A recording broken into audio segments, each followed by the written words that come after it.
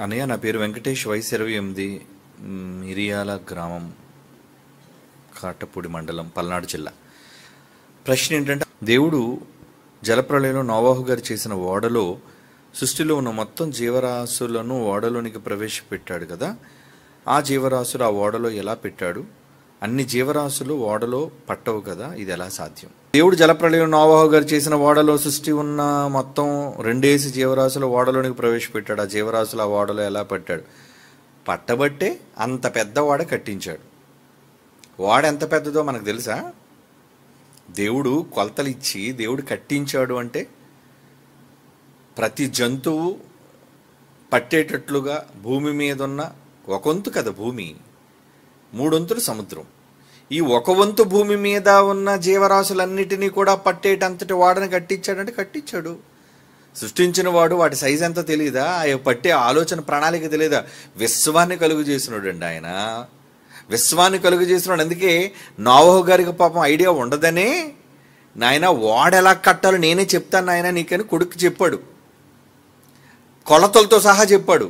అయితే బైబిల్లోని కొలతలు చూస్తే ఇక్కడ చాలా తక్కువగా కనబడుతున్నాయండి. అంటే బైబిల్లోని కొలతలు, మరలా చెప్తున్నాడు, బైబిల్లో ఉన్న కొలతలు ఇప్పుడున్న కొలమానానికి సరైనవి కావు. నోట్ చేసుకోండి, ఇది బైబిల్లో రాయబడిన కొలతలు. దేనారం అనగా ₹10 అంటే ₹10 దేనారం అంటే ఎక్కడ ఉంది ఖచ్చితంగా లెక్క? బైబిల్లో ఉంది కదనంటే, అది కేవలం ఉజ్జాయింపుగా చెప్పినది. ఇంచుమించు అంటాడు. ఇంచుమించు అంటే ఎలా తెలుస్తుంది?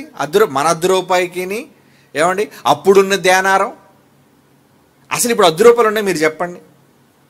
ఇప్పుడు బైబిల్లో ₹10 రాసి, నా చిన్నప్పుడు ₹10 ఉండేవి, పావలాలు ఉండేవి, 5 పైసలు కూడా నేను చూశాను. ఏమండి 5 పైసలు నాడు నాకు తెలుసు. మరి ఇప్పుడు వచ్చేసరికి ₹10 లేవు, అన్ని ₹10 కాయిన్స్ ఉన్నాయి, ₹5 కాయిన్స్ ఉన్నాయి తప్పించి ₹10 ఇచ్చినా ఎవరు తీసుకోరు దాన్ని. మరి బైబిల్లో ఉన్న లెక్క ప్రకారంగా ₹10 అంటే ఎలా లెక్కెడతారు ఇప్పుడు? అసలు ఇప్పుడు ₹100 అంటే ₹1తో సమానం అండి. ఎందుకంటే బయటికి వెళ్ళామంటే ₹100 సులువుగా ఖర్చు అయిపోతుంది. మరి ఆ రోజున్న లెక్కలేంటి? ఆ రోజున్న కొలమానాలు ఏంటి? బైబిల్లో కొలమానాలు ఉన్నాయి కదండి. మోర అన్నాడు కదండి. అంటే మోర అంటే ఏంటి? ఆ మోర ఎత్తైన పర్వతాలు మునిగిపోవడానికి ఎన్ని మూరలు వచ్చిందటండి? ఎన్ని మూరల ఎత్తు నీళ్లు వస్తే హిమాలయ పర్వతాలు, ఎత్తైన పర్వతాలు మునిగిపోయాయని అక్కడ చెప్పాడు 11వ అధ్యాయంలో. 11వ అధ్యాయం కాదు, 6వ అధ్యాయం చూడండి ఒకసారి.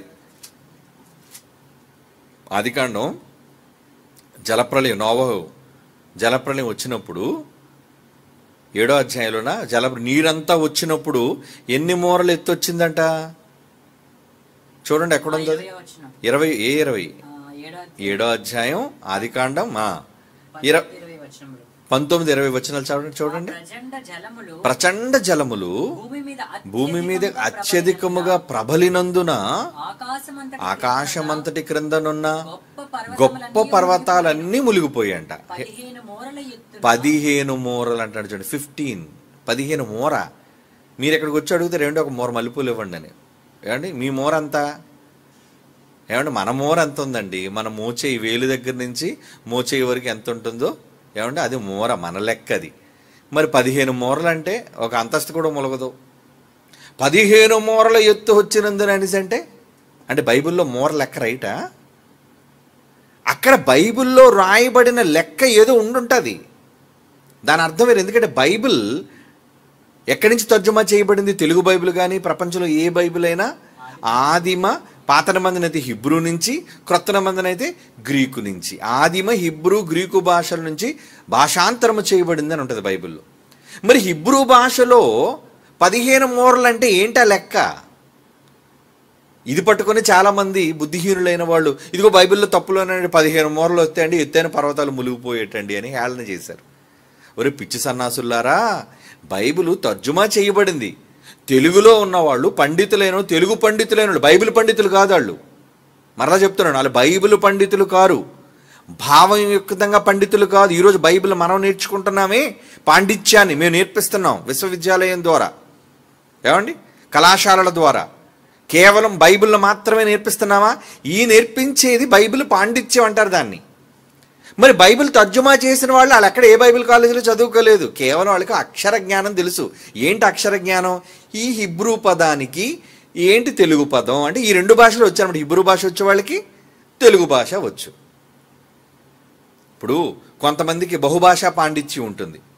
ఇప్పుడు మన పాటలు తర్జుమా చేస్తున్న వాళ్ళు ఉన్నారండి. ఏమండి, నేను తెలుగులో పాట రాస్తే ఆ తెలుగు పాటని మలయాళంలో తర్జుమా చేసేశారు. అలాగే కన్నడలో తర్జుమా చేసేశారు కొంతమంది, హిందీలో తర్జుమా చేసేశారు కొంతమంది. ఎందుకంటే రేపు పొద్దున ఆల్బమ్ 6 భాషల్లో కదండి. పాన్ ఇండియా స్థాయిలో మొట్టమొదటిసారిగా క్రైస్తవ చరిత్రలో ఆల్బమ్ మనం 6 భాషల్లో దించుతున్నాం. మరి నాకు ఒక భాష లేదంటే 2 భాషలు తెలుసు. ఇంగ్లీష్ తెలుసు, తెలుగు తెలుసు, హిందీ తెలుసు. మరి నాకు కన్నడ మలయాళం రాదు, ఒడియా రాదు. కానీ ఒడియాలో తర్జుమా చేసేశారు, మలయాళంలో తర్జుమా చేసేశారు. అంటే ఈ తర్జుమాదారులకి ఏమొచ్చనమాట, ఇక్కడ నేను రాసిన తెలుగు భాష వచ్చు, ఇది దగ్గర పెట్టుకుని వాళ్ళు ఏం చేశారంటే వాళ్ళ భాషలో పాటను రాశారు. రాసినప్పుడు నేను హిందీని సరిచేయగలిగాను. అంటే ఇక్కడ భావం కరెక్ట్గా లేదు చూడండి, ఈ పదం కరెక్ట్గా లేదు, నేను రాసినది ఏంటి, ఇక్కడ మీరు కూర్చిన పదం ఏంటి అని నేను కరెక్ట్ చేయగలిగాను. ఎందుకంటే నాకు తెలుసు కాబట్టి, హిందీ మీద పరిజ్ఞానం ఉంది. ఏమండి, మలయాళం అంటారా అసలు పూర్తిగా జీరో, నిల్, ఏమీ లేదు పరిజ్ఞానం. కన్నడ అంటారా, అది కూడా నాకు తెలియదు. ఏదో కొంత మాట్లాడితే అర్థమవుతుంది తప్ప అక్షర జ్ఞానం అనేది నాకు తెలియనప్పుడు మరి వాళ్ళు ఏదైనా తర్జుమా చేశారనుకోండి, నేను విన్నప్పుడు రాగం కుదిరిందో లేదో చూస్తాను తప్పించి భావం ఎలా వచ్చిందో నాకు తెలియదు. అందుకే పిల్లలకి చాలాసార్లు చాలా జాగ్రత్త చెప్పాను. చూడండి, నేను ఏదైతే భావం రాశానో పాటలో ఏదైతే ఉందో ఇదే ఖచ్చితంగా మీరు తర్జుమా చెయ్యాలి. ఈ భావం వచ్చేటట్లుగా మీరు 2-3 చూపించండి.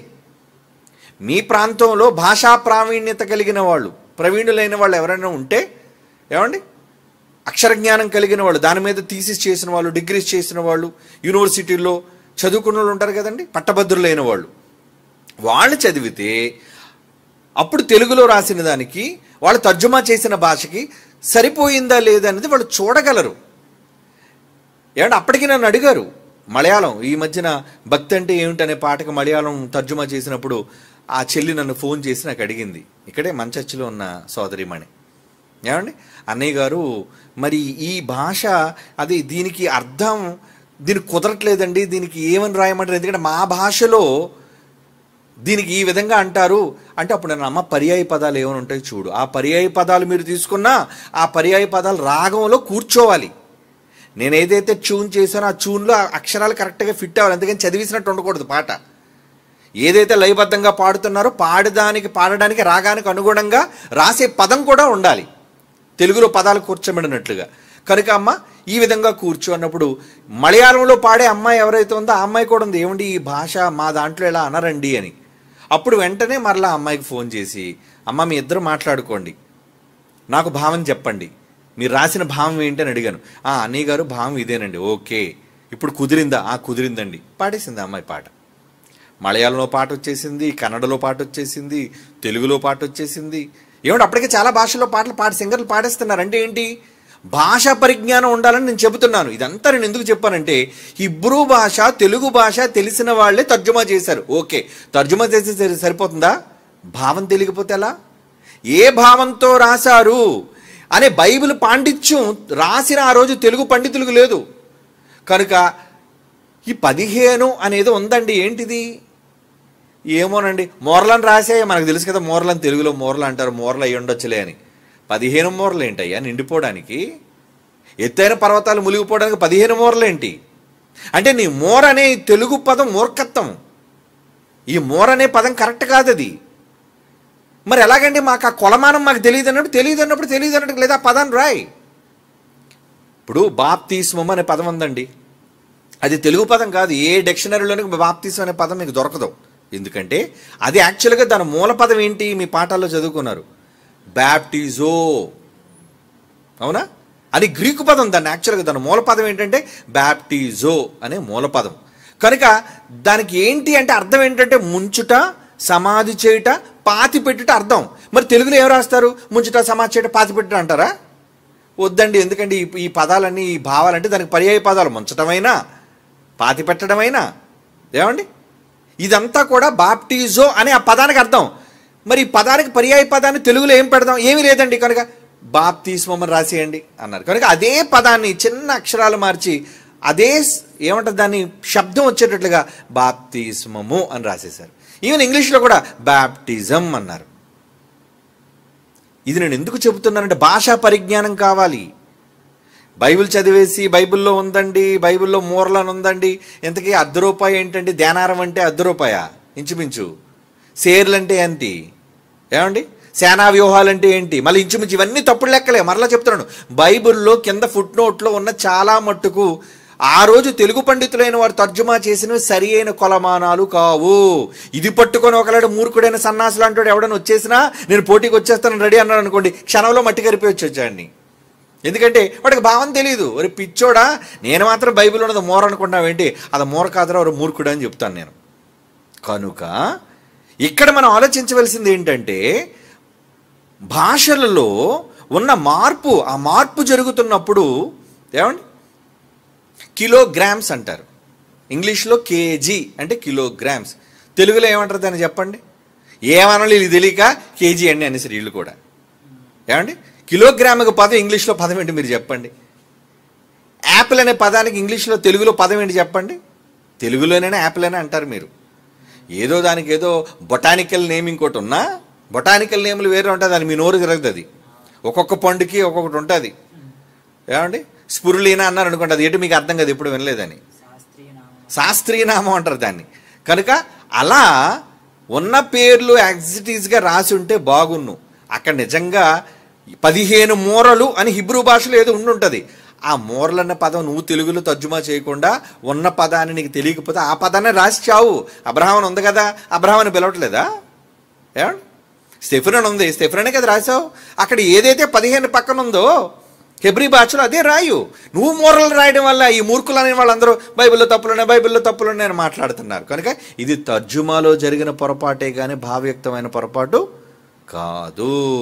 కనుక నాన్న ఇప్పుడు నువ్వు అడిగిన ప్రశ్నలో దేవుడు పెద్ద విశ్వాన్ని కలుగు చేసినప్పుడు భూమి మీద చిన్న వాడిన కట్టలేడా, ఆయనకి లెక్కలు తెలియవు, పెద్ద ఇంజనీర్ అని ఏమనుకున్నారు దేవుడు అంటే, మాస్టర్ ఇంజనీర్ ఆయన, మాస్టర్ ఆర్కిటెక్ట్ ఆయన లెక్కలు కొనమానాలే వేరు. అలాంటిది భూమి మీద జంతువులన్నీ పట్టడానికి ఎంత వెడల్పు, ఎన్ని అడుగులు లెక్కలు ఉంటాయి చూడండి. అక్కడ నోవహు గారితో చెప్తారు, బాబు ఈ లెక్కల్లో నువ్వు రాయు, ఈ లెక్కల్లో నువ్వు చెయ్యు అని.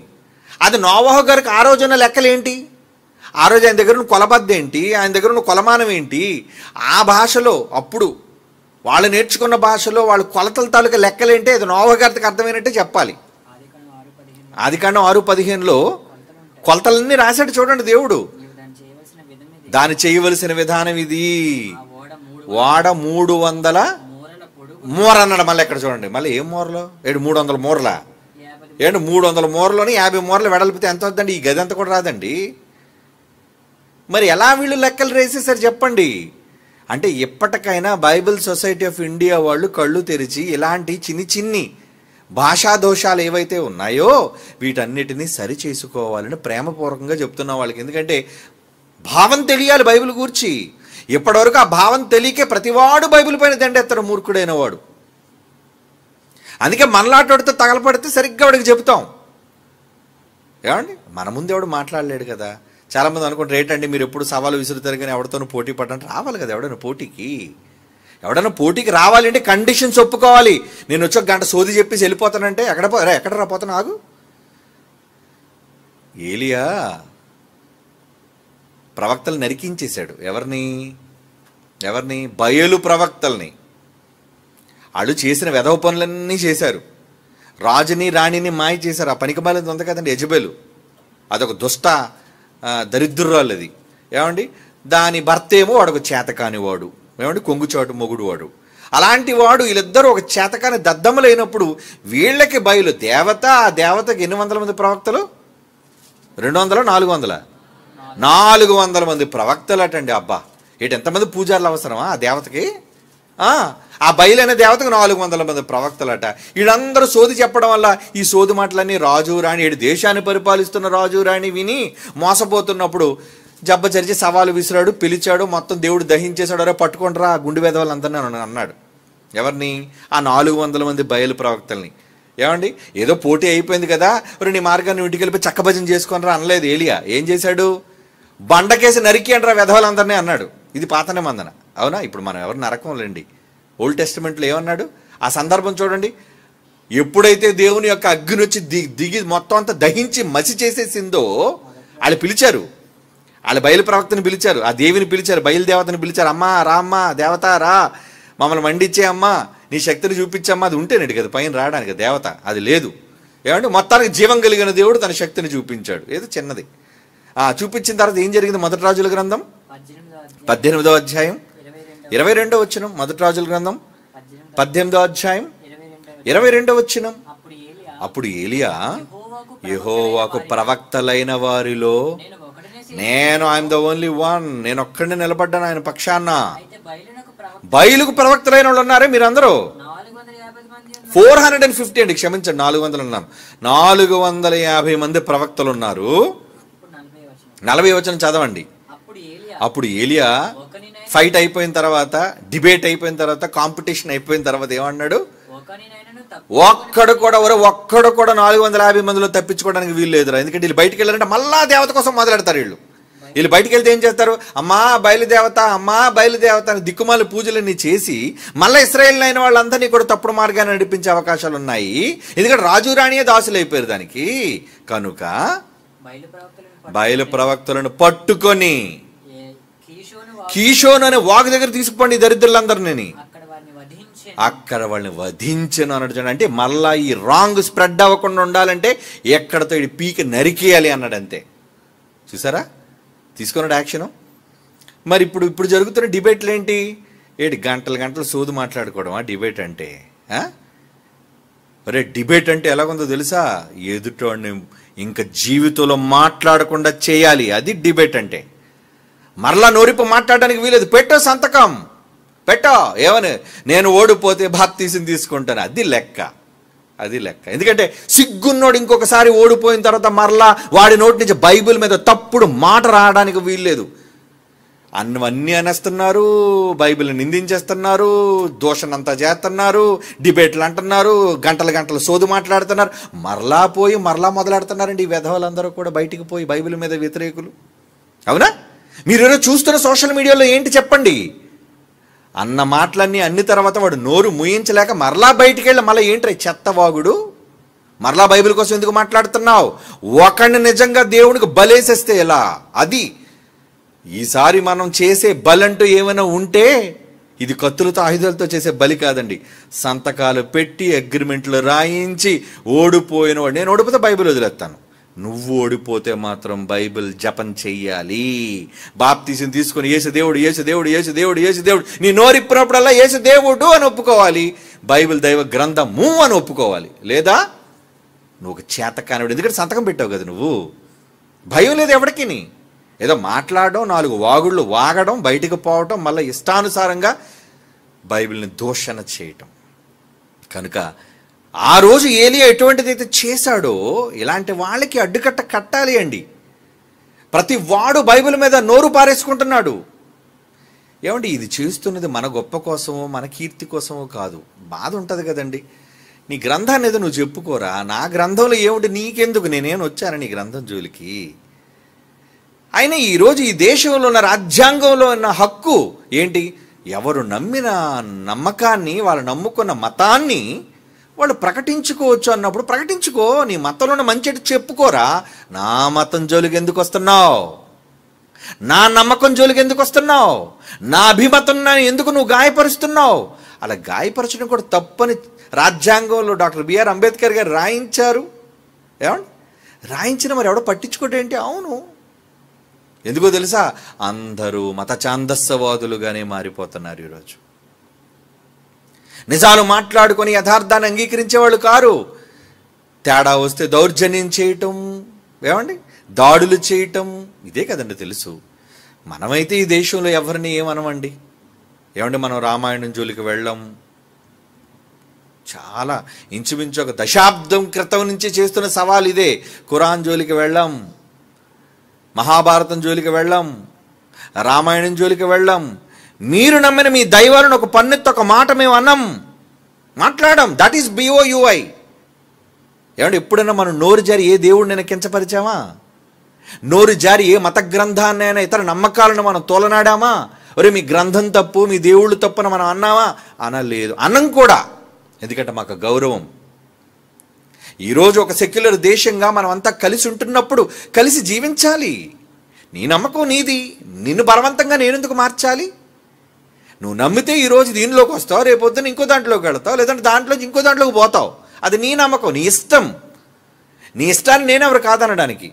కనుక నీకు నచ్చినట్టుండు. అలాగని ఎదుటి వాళ్ళ నమ్మకాన్ని తోలనాడే అవకాశం అయితే నీకు లేదుగా. ఏమండి, ఎంతమంది నోరు పారేసుకుంటున్నారు? మరి ఎవడు ఎఫ్ఐఆర్లు ఫైల్ అయ్యండి, ఒక్కడి మీద ఏమండి ఎఫ్ఐఆర్ ఫైల్ అయినందుకు ఒక్కడిని జైల్లో పెట్టలేదండి. దేశాన్ని అన్నందుకు అది నిజమో కాదో తెలియకుండా జైల్లో పెట్టేస్తున్నారు. మత గ్రంథాలను అన్నందుకు వెనక ముందు ఆలోచించకుండా జైలుకు పంపించేస్తున్నారు. కానీ బైబిల్ని ఎంతమంది ఎంత దారుణంగా మాట్లాడుతున్నా ఎవడు ఎందుకంటే యాక్షన్ తీసుకోవట్లేదు? ఎన్నో క్రైస్తవ సంస్థలైన వాళ్ళు ఫిర్యాదులు చేసే గవర్నమెంట్కి, ఏంటండి రాజ్యాంగంలో ఈ హక్కు ఉంది కదండి, మరి ఎంత దారుణంగా యేసుప్రభుని గురించి మాట్లాడుతుంటే, అవమానకరంగా మాట్లాడుతుంటే ఒక్కడు కూడా ఈరోజు ఈ సన్నాసులను పట్టుకొని ఎందుకు అరెస్ట్ చేసి జైల్లోకి వేయలేదు? అంటే రాజ్యాంగం ఏమైపోయింది? రాజ్యాంగాన్ని వాళ్ళ అవసరాలకు వాడుకుంటున్న నెరవేర్చడం లేదు. ఉన్నాయి ఆ రాజ్యాంగంలో మాటలు. నేను రాజ్యాంగానికి విరుద్ధంగా మాట్లాడడానికి తీసుకొని ఆమె యాక్షన్. నేను రాజ్యాంగ వ్యతిరేకనైతే, రాజ్యాంగ విరోధంగా నేను మిమ్మల్ని దూషిస్తే, మీ మతాలను అంటే మేం కానీ మా పిల్లలు కానీ, లేదంటే బైబిల్ ఓపెన్ యూనివర్సిటీ అంటే నువ్వు యాక్షన్ తీసుకో. మేము ఎవరు అనకుండా నువ్వెందుకు కోరుండి బైబిల్ జోలికి, యేసుప్రభు జోలికి మాటి మాటికి వచ్చి? ఎవడో క్రైస్తవుడైన వాడు ఎవడో దొంగ బాబాలు ఉంటారు. ఎవడో దొంగ బాబాలు లేరు? ఏమంటే హైందవులు దొంగ బాబాలు లేరా? ఇస్లాం వాళ్ళు దొంగ బాబాలు లేరా? క్రైస్తవులు దొంగ బాబాలు లేరా? అందరూ అన్ని చోట్ల అన్ని మతాల్లోని దొంగ బాబాలైన వాళ్ళు ఉన్నారు. ఉంటే మాట మాటికి క్రైస్తవుని ఎందుకు చూపిస్తున్నావు? బైబిల్ ఎందుకు అవమానిస్తున్నావు? చెప్పు. ఎవడో ఒక పోలీసుడు తప్పు చేస్తే దేశంలో పోలీసు వాళ్ళందరూ నేరస్తులా? చెప్పండి. ఎవడో దేశంలో ఒక నాయకుడు తప్పు చేస్తే మిగతా నాయకులందరూ అలాంటి వాళ్ళ? ఎవడు తప్పు చేశాడో వాడిని పట్టుకో. బైబిల్ని ఎందుకు అంటావు? యేసుప్రభుని ఎందుకు అంటావు? యేసు మంచి నేర్పించాడు, బైబిల్ మంచి నేర్పించింది. మంచి నేర్పించిన బైబిల్ను పక్కన పెట్టి ఏమండి అన్నవాడిని నువ్వు పట్టుకో. ఒరే నువ్వెందుకురా బైబిల్లో లేనిది నువ్వు మాట్లాడుతున్నావని. కానీ ఈరోజు ఎంత వ్యంగ్యంగా చూడండి. ఇక్కడ సినిమాల్లోనూ యేసుప్రభువును గూర్చి వ్యంగ్యంగా ఏంటేంటి, హల్లెలూయా ప్రైజ్ ది లార్డ్ బిడ్డ రా బాగు చేస్తాను రా అంటే క్రైస్తవుడు మెడలో సిలువేసుకున్నాడు అంతా జాదుగాళ్ళు అనుకున్నావు ఏంటి? ఈరోజు ఎలాంటి సంకేతాల ప్రజల మధ్యకి వీళ్ళు పంపుతున్నారంటే, వీళ్ళనండి మతోన్మాదులు, మత ఛాందస్సవాదులు ప్రజల మధ్య మనం అంతా బ్రదర్స్గా బ్రతుకుతున్నాడు. మన ఇంటి పక్కోళ్ళు, పొరుగుంటోళ్ళు, వెనకున్నటువంటి వాళ్ళు వీళ్ళందరూ హైందవులు ఉన్నారు, ఏమంటే ఇస్లాం వాళ్ళు ఉన్నారు, జైనులు ఉన్నారు, ఎంతమంది ఉన్నారు. వాళ్ళందరితో మనం ప్రేమగా ఉన్నాం, స్నేహితులుగా ఉన్నాం. కానీ ఇలాంటి దౌర్భాగ్యులైన వాళ్ళు వీళ్ళే దేశద్రోహులు. ఇలాంటి దొంగ మాటలు మాట్లాడుకునేది నీ మతాన్ని నువ్వు చెప్పుకోరా? నీ మతాన్ని చెప్పుకో. నీకు కాషాయ రంగు బట్టలు వేసుకుంటావో ఇంకే రంగు బట్టలు వేసుకుంటావో వేసుకో. కానీ నీ బట్టలు వేసుకొని నీ మతాన్ని గురించి చెప్పుకోకుండా బైబిల్ జోలికి వచ్చి బైబిల్లో అలా ఉంది కదా, బైబిల్లో ఎలా ఉంది కదా అని యేసుప్రభువును గురించి వ్యంగ్యంగా వాడు వీడు అని మాట్లాడుతున్నారంటే ఎవరు వాడిని ఏం చేయలేకపోతున్నారేంటి? దేవుడు మంచోడు కదండి, సహించమన్నాడు కదండి, దీర్ఘశాంతం కలిగిన వాడు కదండి. అందుకే ఈ ఆటలు సాగుతున్నాయి వీళ్ళందరివి. వీళ్ళు పప్పులు ఉడుకుతున్నాయి కదా. ఇప్పుడు కాదురా, టైం ఉంది దేనికైనా. నువ్వు చచ్చే టైం ఉందే, అప్పుడు పడతాడు నీ పిలక. రారా ఏట్రా మాట్లాడా నువ్వు? నువ్వు మాట్లాడిన ప్రతి దానికి శిక్ష, నిత్యాగ్ని దండన ఉంటుంది. ఇప్పుడు చెప్పినా పోరా నువ్వు అనుకుంటా. అనుకో. నీకు చెప్పినప్పుడు అర్థం కాదు ఏమండి, నువ్వు బాధలోకి పోయిన తర్వాత నీకు బోధపడుతుంది. కనుక ఇలాంటి దుర్మార్గులైన వాళ్ళు ప్రేమ ఉన్న సహోదరుల మధ్య సఖ్యతను చెడగొట్టి మతాల మధ్య చిచ్చును రెచ్చగొట్టేవాళ్ళు. నా మంచిని నేను చెబుతాను, నీ మంచి నువ్వు చెప్పు. నాలో ఉన్న చెడు నువ్వు చెప్పడం ఏంటి, నీలో ఉన్న చెడు నేను చెప్పడం ఏంటి? ఎందుకు చెప్పుకుంటూ పోతే నీలో కూడా ఇన్ని ఉన్నాయి కన్నాలు. కానీ ఈరోజు బైబిల్ ఓపెన్ యూనివర్సిటీ అలా మాట్లాడదు. నీ గ్రంథంలో దోషాలు ఉన్నాయి, నీ గ్రంథంలో తప్పులు ఉన్నాయి, నీ దేవుళ్ళు ఇలాంటి వాళ్ళు. No, never. ఇంకొకరు దూషించి నా దేవుడు గొప్ప చేసుకునే కర్మ నాకు అక్కర్లేదు. That is Bible. ఎవడనో చెడు చేసి నా దేవుడు గొప్ప అనుకోవడం అసలు కర్మ ఏంటి? నా దేవుడు గొప్పోడు, నా దేవుడు గొప్పతనం ఏంటో నా దేవుడు రాయించిన మాటల్లో నేను చెబుతాను. అందుకు ఎవరో దేవుడు తప్పని అని అనవలసిన అవసరత అది చాలా చిన్న చేటు. సిగ్గుచేటు కూడా. అది చాలా చిన్న విషయం. ఇంకొకరిని దూషించి నావాడు గొప్పవాడని చెప్పుకోవటం అది సమంజసమైనది కాదు, న్యాయబద్ధమైనది కాదు. అందుకే బైబిల్ ఓపెన్ యూనివర్సిటీ ఎప్పుడు అటువంటి తప్పుడు పని చేయదు. ఎవడో పనికి మాలిన వాడు ఏదో మాట్లాడతాడు, ఏదో వాడి మీద యాక్షన్ తీసుకో, కానీ బైబిల్ జోలికి రావద్దు, దేవుణ్ణి అనొద్దు, యేసుప్రభుని నిందించొద్దు. నువ్వు గౌరవించు. నీ దేవుడిని నేను ఎలాగైతే గౌరవించి మాట్లాడుతున్నానో నువ్వు కూడా గౌరవించు. గౌరవించమనే రాజ్యాంగం ఉన్నప్పుడు రాజ్యాంగం ఈ దేశంలోని ప్రతి ఒక్కరికి అమలు జరగాలి. కానీ అంబేద్కర్ గారు కష్టపడి రాయించినా దాన్ని అమలు చేసేవారు ఈ దేశంలో లేరండి. చేసినా చెయ్యకపోయినా పైనంటూ ఒక సింహాసనం ఉంది, పైనంటూ ఒక దేవుని శక్తి ఉంది. ఆ శక్తి ఎవరి పట్ల ఎలా ఎప్పుడు నెరవేరాలో, ఎలాంటి ఆజ్ఞలు అమలు జరగాలో ఆయన చూసుకుంటాడు. అందుకే ఎంత మాట్లాడుతున్నా మనం సహిస్తున్నాం, ఓర్చుకుంటున్నాం, పట్టించుకోవట్లేదు. ఎందుకంటే నేను ఒకటే మాట్లాడగాను, ఇన్ని దారుణాలు మాట్లాడుతున్నా బైబిల్ కోసం, ఇన్ని అవమానకరంగా మాట్లాడుతున్నా, ఏంటి బైబిల్కి కీర్తి తగ్గిపోయింది చెప్పండి?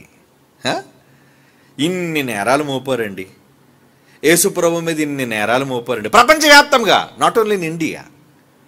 ప్రపంచవ్యాప్తంగా యేసుప్రభు అలాంటి ఆమెకు పుట్టాడు, ఆమె ఇంకొక వ్యభిచారితో ఉన్నాడని రకరకాలుగా అన్నారు. బైబిల్కి ఏమైనా ఒక వెంట్రుకు రాలిందా చెప్పండి? మా ధైర్యం ఏంటి, మా నమ్మకం ఏంటి? నువ్వేదో అన్నంత మాత్రాన, బురద జల్లినంత మాత్రాన, ఏమండి, నువ్వేదో బురద జల్లినంత మాత్రాన దేవుని యొక్క కీర్తి, బైబిల్ యొక్క ఖ్యాతి తగ్గిపోయేది కాదు. నానాటికి నువ్వు అనాలిసిస్ చూసుకో, లెక్కలు చూసుకో, ప్రపంచంలో క్రిస్టియానిటీ శాతం పెరుగుతూనే ఉంది. మరి నువ్వు ఇంత మాట్లాడినప్పుడు, ఇన్ని నేరాలు మోపినప్పుడు క్రైస్తవ్యాన్ని నమ్మకుండా పోవాలిగా. ఎందుకు కన్వర్షన్ బిల్ ఎందుకు చేసేశారు? మత మార్పిడి చట్టాన్ని ఎవరికి భయపడి చేశావు? క్రైస్తవ్యంలోకి చాలామంది వెళ్ళిపోతున్నారని గుండె ధైర్యం లేక నీ వాళ్ళని కాపాడుకోవడానికి చేసిన పిరికి పని అది కాదా? లేదంటే మత సామరస్యంతో ఉన్న ఈ దేశంలో మతపరమైన బిల్లులు ఏంటండి? Anti conversion bill. ఎందుకు యాంటీ కన్వర్షన్ బిల్ చేసావు? భయం. ఒరే ఎవడైనా మారిస్తే శిక్ష వేసేస్తావరా అంటే మారుతున్నారా? మారుతున్నారనే కదా అక్కడ అర్థం. మనం ఎంతవరకు చేసి అరిచావు, గీ పెట్టావు, గోల్ చేసావు, తెల్లవారు లేస్తే రాత్రి పడుకున్నంత వరకు నీకు బైబిల్ మీద దోషం తప్ప ఇంకోటి లేదు, అవునా?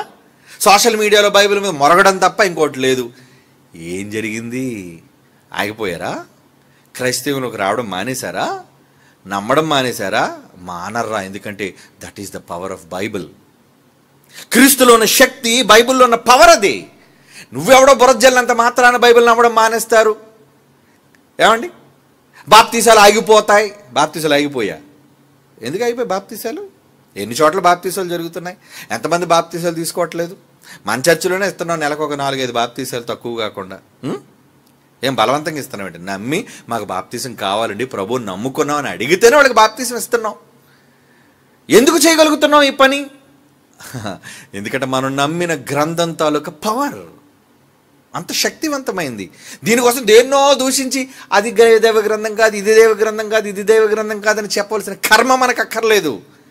మనం నమ్మిన ధర్మం దైవ గ్రంథంలోని గొప్ప మాటలను చెబితే చాలు.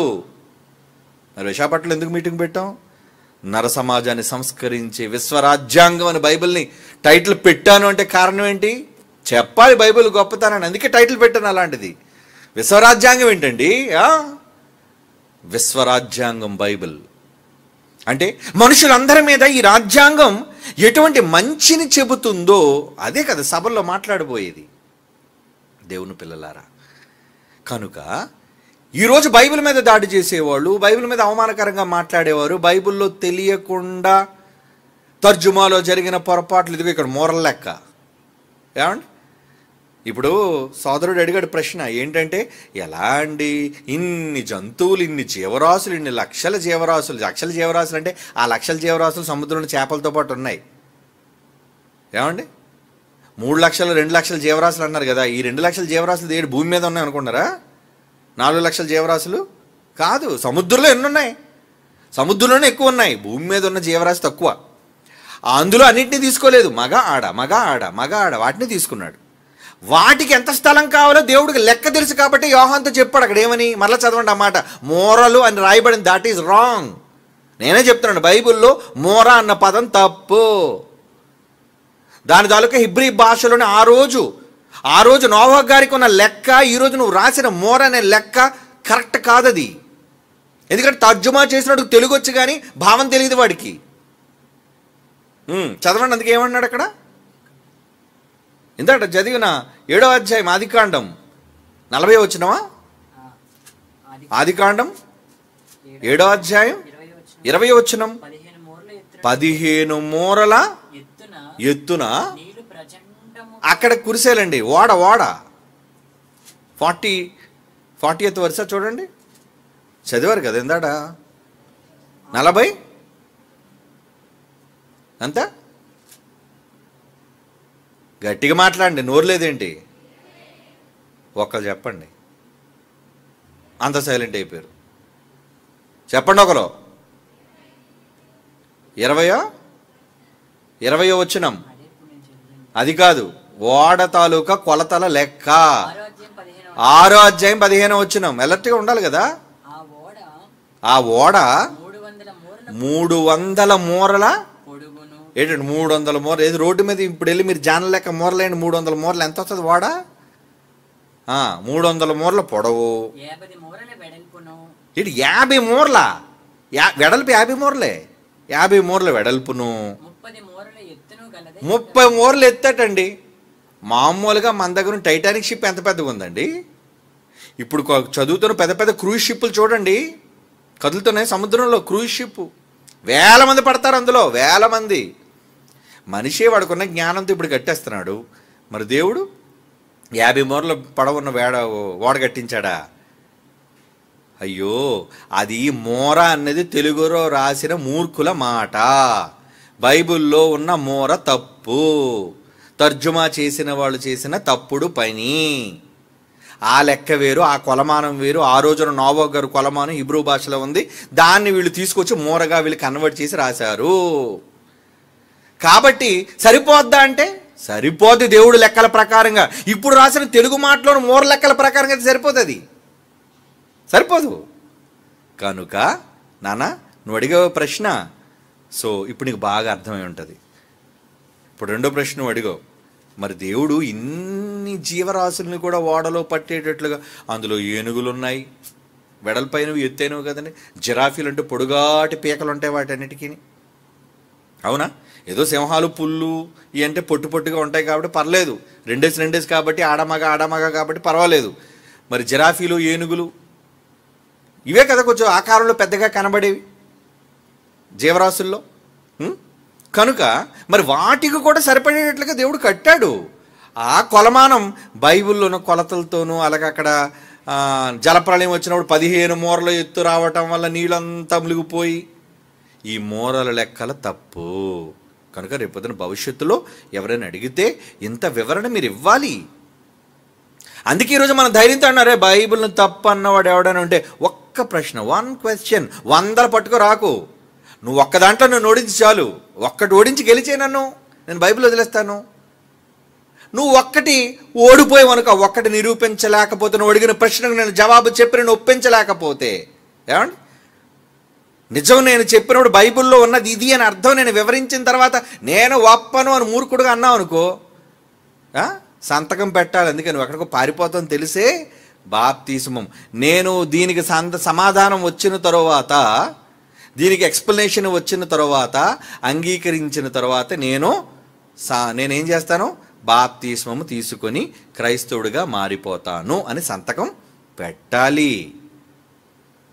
అప్పుడే కదా నువ్వు బైబిల్ తాలూకు గొప్పతనాన్ని అంగీకరించిన వాడు అవుతావు. లేదంటే మళ్ళీ కుక్కలా బయటికి వెళ్ళి మురుగుతూనే ఉంటావు. అది నీవు చచ్చినంత వరకు ఈ మురుగుడు ఆపవు. కనుక ఒకడికి అలాంటి దెబ్బ, చావు దెబ్బ అంటారు దాన్ని, అలాంటి చావు దెబ్బ పడితే మిగతా వాళ్ళందరూ గుండెల్లో రైళ్లే కదండి, రైళ్ళు పరిగెట్టాలి కదా. లేదా బైబిల్ ఎందుకు అంటున్నావు, బైబిల్ జోలికి ఎందుకు వస్తున్నావు, మాటి మాటికి దేవుడిని ఎందుకు దూషిస్తున్నావు? దేవుడు మంచివాడైపోయాడు కాబట్టి, కరుణామయుడైపోయాడు కాబట్టి, నేనేం అంటలేదు, క్షమిస్తున్నాడు కాబట్టి ఏదో రెచ్చిపోతున్నావు. కానీ దేవుడు కోపాన్ని తట్టుకోలేవయ్యా, తట్టుకోలేవు. నిన్ను క్షమిస్తున్నాడు, ఇంకా నువ్వు మార్పు రావాలని ఎదురు చూస్తున్నాడు దీర్ఘశాంతంతో. ఆ దీర్ఘశాంతాన్ని నువ్వేదో ఆటగా తీసుకున్నావు. నేను ఇన్ని మాటలు అంటున్నా, ఎవడనన్ను అనేవాడు, నాకు జరిగేది ఏముంది, నాకు ఊడేదేమీ లేదు, పోయేదేమీ లేదు నువ్వు అనుకుంటున్నావేమో. పోయేటప్పుడు తెలుస్తుంది దాని పరిణామం ఎలా ఉంటుందో, దాని పర్యవసానం ఎలా ఉంటుందో. ఏమండి, దాని తాలూకా పరిస్థితులు ఎంత తీవ్రంగా ఉంటాయనేది తర్వాత కాదు అర్థమవుతుంది. మరి ఇప్పుడు చెప్పినా నువ్వు అర్థం చేసుకోవు, వినవు. ఎందుకంటే పొగరెక్కి, దుష్టులు పొగరెక్కి ఉన్నారు. మమ్మల్ని ఎవడేటి చేస్తాడులే అని అనుకుంటాడు. బైబిల్లో ఆ మాట కూడా రాయించాడు కదా. దుష్టులు పొగరెక్కిపోతారు, మమ్మల్ని ఎవడేం చేస్తాడులే అనుకుంటారు. కనుక దేవుని పిల్లలారా, ఇలాంటి బెదిరింపులకి, ఇలాంటి వాటికి మీరు భయపడకండి. మీరు నమ్మిన గ్రంథం గొప్ప దైవ గ్రంథం. దానిలోని మహాసారాన్ని ఈరోజు వెలికితీసి విశ్వవిద్యాలయంగా ప్రపంచానికి ప్రకటిస్తుంది. ఒక విద్యా కేంద్రం, దట్ ఈస్ బైబిల్ యూనివర్సెస్. అంటే ఏంటి? ఈ గొప్ప విశ్వవిద్యాలయ కేంద్రం ఇది. విశ్వంలోనున్న వాళ్ళందరికీ కూడా ఈ విశ్వరాజ్యాంగంలో ఉన్న విషయాలను ప్రకటించి నేర్పించే సమర్థత BOUI ఉంది. ఎందుకంటే బైబిల్ తెరిచి మనం చదువుకుంటున్నాం, దాన్ని ప్రకటిస్తున్నాం. అందుకే ఈరోజు ఈ స్థాయిలో మనం ఉన్నాం. మరి చెప్పాలి, ప్రకటించమని దేవుడు మనకి ఈ మాట చెప్పకపోతే మనకి అన్ని ఈ బాధలు ఎందుకు చెప్పండి? నాయన మీరు వెళ్ళండి, సర్వలోకానికి వెళ్ళి సర్వ సృష్టికి సువార్తను ప్రకటించని దేవుడు మనల్ని ఆదేశించాడు కనుకనే కదండి ఈ ప్రయాసం మనకి. లేదంటే మీరు సువార్త కోసం బైబిల్ పట్టుకొని ఎందుకు వెళ్ళాలి? తిట్లు ఎందుకు తినాలి? తన్నులు ఎందుకు తినాలి? ఏమండి, ఎన్ని బెదిరింపులు ఎందుకు మీకు రావాలి? సువార్తకి వెళ్తే బెదిరింపులు, ఏమండి, ప్రకటిస్తుంటే ఆటంకాలు, వెళుతుంటే ప్రతివాడు హేళన చేయటాలు. నువ్వు నచ్చితే వినయ్యా, నచ్చకపోతే వెళ్ళిపో. అంతేగాని నీకు పర్మిషన్ ఇచ్చింది ఎవడు? ఏమండి, ఆ మధ్యన చూసారు, ప్రతివాడు నీకు ఎవడ పర్మిషన్ ఇచ్చాడు అంటే, ఎవడైనా అలుసుగా దొరికితే నోటుకొచ్చినట్టు మాట్లాడతావా? వాడు చేస్తుంది మంచి కదా, సమాజానికి మంచి నేర్పిస్తున్నాడు. ఎవడు పీకలు కోయమని చెప్పట్లేదు. బైబిల్ నేర్పించిన సంస్కారాన్ని, బైబిల్ నేర్పించిన మంచిని సమాజంలో ప్రకటించడానికి సువార్త పేరట వెళుతుంటే దేవుడు మంచి చెప్పమన్నాడు. మంచి చెప్పకూడదా? మంచి చెప్పకూడదా? చెప్పాలి, మంచి ప్రకటన చేయాలి. అది చిన్ననాటి నుంచి బడిలో నువ్వు ఎలాగైతే చెబుతున్నావో, ఈ సమాజం పెద్దదైపోయినా చెడిపోయింది. మరి చెడిపోతున్న సమాజానికి పాఠాలు చెప్పవా? చెప్పండి. పెద్ద పిల్లలైన వాళ్ళు, కాలేజీ పిల్లలైన వాళ్ళు తప్పు చేస్తే వెంటనే వాళ్ళకి ఇచ్చేది ఏంటి? ఏమండి, పోలీసులు పిలిచి ఏమిస్తారు వాళ్ళకి? ఏమంటారు దాన్ని? కౌన్సిలింగ్ అంట. అంటే ఏంటది కౌన్సిలింగ్ అంటే ఏంటి? వాళ్ళకి బుద్ధి నేర్పే పాఠాలు చెప్పడం. ఒరే, నీ బ్రతుకు పాడైపోద్దురా, నువ్వు ఇలా డ్రగ్స్కి కానీ బానిస అయిపోతే నీ బ్రతుకు ఏమైపోద్దు నీకు తెలియదురా, ఎప్పటికైనా మానుకోరా అని సర్ది చెప్పి వాళ్ళకి జ్ఞానోదయాన్ని కలుగు చేసేది ఉంటా చూసారా? కౌన్సిలింగ్ అంటున్నారు మీ పదంలో. అది ఏంటో కాదండి, వాళ్ళకి నేర్పించే బోధ, వాళ్ళకి నేర్పించే మంచి, ఇలా ఉండకూడదు, అదేనా? మరి అదే మేము చేస్తున్నాం. దానికి నువ్వు మతం అని పేరు పెట్టావేంటి? యేసుప్రభు చెప్పాడు, మంచిని ప్రకటించమని చెప్పాడు, దానికి నువ్వు మతం అని పేరు పెట్టావు. కానీ సంస్కారాన్ని నేర్పించడానికి, సమాజంలో మంచిని, దేవుడంటే భయాన్ని, భక్తిని నేర్పించడానికే కదా మనం వెళ్తున్నాం. అరే, దేవుడు అన్నాడు ఉన్నాడు రా పైన ఒకడు, సృష్టికి కర్త అనేవాడు ఒకడు ఉన్నాడు రా, ఆయనకి భయపడండి రా. ఈరోజు నువ్వు పీల్చే గాలి ఆయనది, నువ్వు తినే ఆహారం ఆయనది, మనమంతా ఆయన వల్లే బ్రతుకుతున్నాం కాబట్టి ఆయన ఎందుకు భయభక్తులు కలిగి ఉండండి. తప్పులు చేయకండి, నేరాల జోలికి వెళ్ళకండి, ఏమండి, హత్యలు చేయకండి, దోపిడీలు చేయకండి. ఇవే కదన్నా మనం చెబుతున్నాం. పబ్లిక్ మీటింగ్స్లో కావచ్చు, లేదంటే వీధిలో సువార్త కావచ్చు, ఏదైనా మనం చెప్పే మంచి అయినప్పుడు ఇది కాదా కౌన్సిలింగ్? ఇది కౌన్సిలింగ్ కాదా? అంటే ఇది చెప్పి సమాజంలో ఎవడైనా దేవునికి భయాన్ని నేర్పిస్తుంటే ఇది మతం అని పేరు పెడతావా? మరి అక్కడ తప్పు చేసిన వాళ్ళకి నేర్పించేదేంటి? అది కౌన్సిలింగ్. పాఠాలు వాళ్ళకి బోధిస్తున్నావు. నువ్వు అనుకుంటున్నావు ఈ మంచి మాటలేవో. చాలామంది మూర్ఖులైన వాళ్ళు ఏం మాట్లాడారు తెలుసండి? నువ్వు బైబిల్ అయితే నువ్వు చర్చిలో ప్రకటించుకో, బయట ఎందుకు ప్రకటిస్తావు? బయట అంతా బాగుంది. మరి ఏమంటే సమాజంలో వాళ్ళందరూ చాలా గొప్పగా ఉత్తములుగా తయారైపోయారు అందరూ. ఈరోజు ఎలాగొంది చెప్పండి? క్రైమ్ రేట్ ఎలాగొంది చెప్పండి? సమాజంలో ప్రతి చోట క్రైమ్ క్రైమ్ క్రైమ్ క్రైమ్. దారుణాలు, దేశాన్ని కుదిపేస్తున్న దారుణాలు జరుగుతున్నా మరలా వింటూనే ఉన్నామండి. ఎవరికి భయం లేదు. ఏంటి భయం లేదంటే కారణం ఏంటి? దేవుడంటే బొత్తిగా భయం లేదు. దేవుడంటే భయం లేదు సమాజానికి. మరి దేవుడు అంటే భయం కలిగించాలని చెప్పాలా వద్దా దేవుని గురించి? మరి నువ్వేంట్రా దేవుడి గురించి చెప్పొద్దంటావు? దేవుని గురించి సమాజంలో చెప్పొద్దనడానికి ఎవడు నువ్వు? చెప్తాను నేను. దేవుని వలనే మనం ఉన్నాం, దేవుని వలనే మనం బ్రతుకుతున్నాం. నువ్వు నమ్మకపోతే పో. నేను దేవుడిని నమ్మనండి, పోరా. దేవుడిని నమ్మకపోతే నమ్మేవాడు ఉన్నాడు, వినేవాడు ఉన్నాడు, మారు మనసు పొందేవాడు ఉన్నాడు. లేరా? ఏమిటి ఎంతోమంది బైబిల్ విని దేవుని మాటలు విని తాగుబోతులు మారిపోలేదా? వ్యభిచారులు మారిపోలేదా? ఈ మధ్యన సోషల్ మీడియాలోని ఎవరో ఒక ఆవిడ నటి అటండి, ఆవిడ పేరేంటో తెలియదు కానీ ఏదో నటి, ఏదో తమిళ నటో మలయాళం నటో, ఆవిడ పేరేంటి? ఆవిడ ఏదో సాక్ష్యం చెప్తుంది, నా జీవితం చాలా బాగోలేదండి, ఒకప్పుడు నేను సినీ నటిగా ఉండేదాన్ని. ఎవరండి ఆవిడ పేరు? దివ్యవాణి కాదండి, ఇంకొక ఆవిడ కాదు, తమిళ ఆవిడో మలయాళం ఆవిడ ఒకప్పుడు అంటే వేష్యగా కావచ్చు, లేదంటే చెడ్డగా బ్రతికేది. అంటే సోషల్ మీడియాలో చూశాను, మలయాళపు నటో తమిళ నటో ఆవిడ. షకీలా, ఎస్ షకీలా ఆవిడే, కరెక్ట్ అండి. నవ్వకండి, తప్పే ఉంది. ఏమండి, నేను తప్పు చేశాను, ఒకప్పుడు పాపాత్మురాలుగా ఉన్నానని ప్రజల మధ్య ఒప్పుకోవడం నేరమా? మిగతా వాళ్ళందరూ గొప్ప షకీలాలు, మరి నీతిమంతులు. సమాజంలోనికి వచ్చి నేను తప్పు చేశాను, పాపాత్మురాల్ని, నేను ప్రభువుని నమ్ముకున్నాను, నన్ను రక్షించాడని చెప్పడంలో అవమానపడవలసిన విషయం ఏమీ లేదు. మంచి విషయం అది. ఎంతోమంది దొంగలు మారిపోయారు, ఎంతోమంది నేరస్తులు మారిపోతున్నారు. మరి షకీలా మారిందంటే కారణం ఏంటి? ఒకప్పుడు యువతరాన్ని పాడు చేయడానికి షకీలా కానీ, ఆవిడ సినిమాలు కానీ, లేదంటే ఆ రోజు మరి ఆవిడ చేసిన మరి మాటలో లేదంటే పనులో సమాజాన్ని, యువతరాన్ని పాడు చేసినా ఇప్పుడు తప్పు తెలుసుకుందిగా. మరి తప్పు తెలుసుకుందంటే ఎలా తెలుసుకుంది? ప్రకటించబట్టి, బైబిల్లోని మంచిని నేర్పించబట్టి. ఆవిడ ఒకటే మాట అంది, ఏమండి, ఒక వ్యభిచారినైనా సరే యేసుప్రభు వారు రాయితో దండించకుండా ఆవిడని అమ్మా అని పిలిచి ఆవిడని క్షమించి మంచి చేయమని చెప్పారే, అది ఆదర్శం అండి. అవును, ఆదర్శమే. మార్చవా? అంటే ఎప్పుడు వ్యభిచారులుగానే చూస్తావా? సమాజంలో మంచిగా నువ్వు మార్చవా? దొంగలుగానే చూస్తావా? వాళ్ళు మార్పు తీసుకొని రావా? నేరం చేస్తే శిక్ష వేసేస్తానంటావు, తప్పు చేస్తే నేరస్తులను చూపిస్తావు. కానీ మన నేరస్తునిలోని నేరాన్ని మాన్పేదలా? అదే బైబిల్ చేసేది, అదే నేను ప్రకటించేది. ఈరోజు క్రైస్తవులు సువార్త పేరట సమాజంలో బైబిల్ పట్టుకుని వెళ్ళి చెప్పేది, సమాజాన్ని మార్చేది. మత మార్పిడి కాదది. సమాజంలోని దుష్టత్వాన్ని, క్రూరత్వాన్ని, చెడుని రూపుమాపడానికి యేసు చెప్పే మాటలేనయ్యా. మంచి గుడ్ నేర్పిస్తున్నారు వాళ్ళు.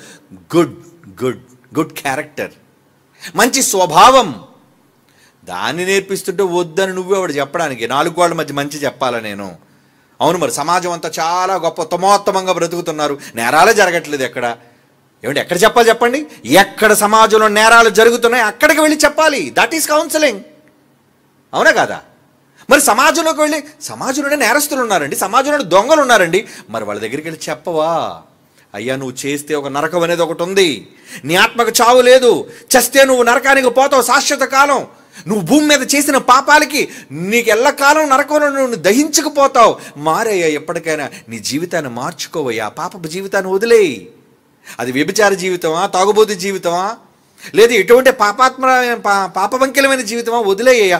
మంచిగా మారు అంటే క్రీస్తుని నమ్మిన వాళ్ళు, క్రైస్తవులుగా మారిన వాళ్ళు మంచిగా మారుతున్నారు. అందుకే ఎందుకు? మంచిని చెప్పటం వల్ల. నువ్వు చెబుతానంటావా? ఏమంటే ఎవడో మూర్ఖుడు మాట్లాడుతున్నాడు, ఏమిటో హైందవుల్లో ఎక్కడా మేము చెప్పం కదండి, మేము ఎక్కడ బైబిల్లో మీలా క్రైస్తవులు చెప్పినట్టు సువార్తలు చెప్పం, ఇస్లాంలో ఎక్కడ సువార్తలు చెప్పరు. మీరు చెప్పకపోతే మానేయండారా? మీరు చెప్తే మేము వద్దనమండారా? చెప్పండి, పోనీ మీరు చెప్తారా? చెప్పండి. మాలాగా చెప్తున్న మమ్మల్ని అడ్డగించకండి. మీరు చెప్తారా? కమాన్, మీరు వీధుల్లోకి వెళ్ళి చెప్పండి. అది ఏమిటి, కొంతమంది నిజంగా హైందవ సోదరులైన వాళ్ళు మరి వాళ్ళు డ్రెస్సులు వేసుకొని మంచిని చెప్పుకుంటూ వాళ్ళు కూడా కొంతమంది వెళ్తుంటారండి. కానీ ఎక్కడో కొంతమంది. కానీ క్రైస్తవుల్లో ఎక్కువ శాతం ఈ సువార్త ప్రకటనలు ఎందుకు జరుగుతున్నాయంటే సమాజం చెడిపోతుంది కనుక. చెడిపోతున్న సమాజంలో ఆ చెడ్డవారిని మంచివారిగా మార్చడానికి చేస్తున్న ప్రయత్నం అది, కౌన్సిలింగ్ అది, మతం కాదది. మారారా? ఒక షకీలా లాంటి ఒక స్త్రీ మారిందా? సరే, ఆవిడ పాపాత్ములే కావచ్చు. ఏమండి? అలాగని ఎవరు పాపాత్ములు గారు? అందరూ పాపులే, అందరూ దొంగలే, అందరూ నేరస్తులే. నేరస్తులైనప్పుడు ఆ నేర జీవితం నుంచి మారాలి. ఒక పోలీస్ వ్యవస్థ ఏమంటుందో తెలుసా? ఒక నేరస్తుడి నుంచి ఆ నేర చరిత్రను రూపం అప్పాలండి. అది కౌన్సిలింగ్ ఇవ్వాలండి. ఒక జైల్లోకి వెళ్ళినా వాడు మరలా బయటకు వచ్చిన తర్వాత నేరం చేయకుండా ఉండడానికి వాడు మనసు మార్చాలండి. అందుకే జైల్లో కూడా బైబిల్ చెప్పిస్తున్నారు, జైల్లో కూడా ప్రకటన వాళ్ళకి అనుమతి ఇచ్చారు. తెలుసా అండి? ఎందుకు చెప్పించాలి? వాళ్ళ మనసులు మారాలి. ఒక నేరం చేసిన వాడు బయటకు వచ్చి నేను బైబిల్ చదువుకున్నానండి, నేను నేరస్తుడిగా జైల్లో ఉన్నాడు బైబిల్ చదువుకున్నాను ఒక బల్బీర్ సింగ్ చెప్పలేదా సాక్ష్యం? ఇక్కడ మన దగ్గర రాజమండ్రి సెంట్రల్ జైల్లో ఎన్నో సంవత్సరాల జైలు శిక్ష అనుభవించిన సత్యం చెప్పాడా? నేను బైబిల్ చదువుకున్నానండి, లోపలికి వెళ్ళి బైబిల్ చదువుకున్నానండి. ఎస్, ఇవన్నీ సాక్ష్యాలు. మంచి చెబుతుంది బైబిల్. నీకు చేతనైతే మమ్మల్ని చెప్పొద్దని అనొద్దు, నువ్వు కూడా చెప్పు. నీ గ్రంథాన్ని పట్టుకొని రోజు రోడ్ల మీద తిరుగు. మేము అడిగితే అప్పుడు నన్ను అడుగు. నువ్వెందుకు తిరుగుతున్నావు మేము ప్రశ్నించాం, చెప్పు. మంచి చెబుతున్న మమ్మల్ని చూసి అసూయ పడకు. మేము చెప్తున్న మంచి, మేము నేర్చుకున్న మంచి సమాజానికి నేర్పిస్తున్నాం. అది నేర్పించే హక్కు నీ దేశంలోని, ఈ దేశంలోని, మన దేశం రాజ్యాంగం ఇచ్చింది. అలాగే పరలోక సంబంధమైన విశ్వరాజ్యాంగం కూడా బైబిల్ అవకాశం, అధికారం ఇచ్చింది కనుక ప్రకటిస్తాం. తప్పేంటి? తప్పు కాదు. కనుక అండి, సమాజంలో ఇలాంటి మూర్ఖులైన వారు, వక్రజనం వాళ్ళ ఉంటారు. ఎప్పుడు వ్యతిరేకించేవాళ్ళు ఉంటారు, కాదని వాళ్ళు పక్కన పెట్టండి. వాళ్ళు పట్టించుకోకండి. వాళ్ళ కామెంట్లు వినొద్దు, వాళ్ళ మాటలు వినొద్దు, వాళ్ళ చక్రియలు మీరు చూడొద్దు, పక్కన పెట్టేయండి. మీరు అనుకున్న మంచి ఏంటో, దేవుడు బైబిల్లో నేర్పించిన సత్యం ఏంటో అది ఎప్పుడు, అది సభల రూపంలోనో, సెమినార్ల రూపంలోనో, సువార్తల రూపంలోనో, పాటల రూపంలోనో, ఏమండి సత్క్రియల రూపంలోనో, త్యాగాల రూపంలోనో చేయండి సమాజానికి. అదే బైబిల్. నిన్ను వలి నీ పొరుగు అని ప్రేమించను ఒక్క మాటలో బైబిల్ ఉందంటే హ్యాట్స్ ఆఫ్. ఎంత గొప్పదండి బైబిల్. అంత గొప్ప బైబిల్ని ఈరోజు మనం కలిగి ఉన్నాం. కనుక లోకం అనే తప్పుడు మాటలకు భయపడకుండా నీ విధి ఏంటో క్రైస్తవుడా నువ్వు నిర్వహించు. సంఘం అనే భేదం వద్దు, డినామినేషన్ అనే భేదం వద్దు, నువ్వే ప్రాంతం అనే భేదం వద్దు, నువ్వే కులం అనే దరిద్రపు భేదాలు మనకొద్దు. బైబిల్ నమ్మిన క్రైస్తవులుగా మనం బైబిల్ పట్టుకొని ఈ సమాజంలో మంచిని, నీతిని, యేసు నేర్పించిన సత్యాన్ని ప్రకటిద్దాం. మారుతారు, నిజంగా చెప్తున్నాను, మారుతారు. మారిన వారిలో నువ్వు, నేను, ఎన్నో కొన్ని లక్షల మంది ఉన్నారు, కోట్ల మంది ఉన్నారు ప్రపంచవ్యాప్తంగా క్రీస్తు మాట విని మంచిగా మారిన వాళ్ళు. ఇంకా చెడ్డవాళ్ళు చాలామంది ఉన్నారు, వాళ్ళు కూడా మారుద్దాం. వీళ్ళెవరికి భయపడవలసిన పని లేదు. వీళ్ళెవరికో భయపడి సువార్తలు మానవలసిన అవసరత లేదు. సభలు పెట్టడం మానేసుకోవాల్సిన అవసరత లేదు. రాజ్యాంగంలో మనకు హక్కు ఉంది కనుక మనం చేద్దాం. ఓకేనా? నీ ప్రశ్న కూడా సమాధానం వచ్చేసింది. God bless you.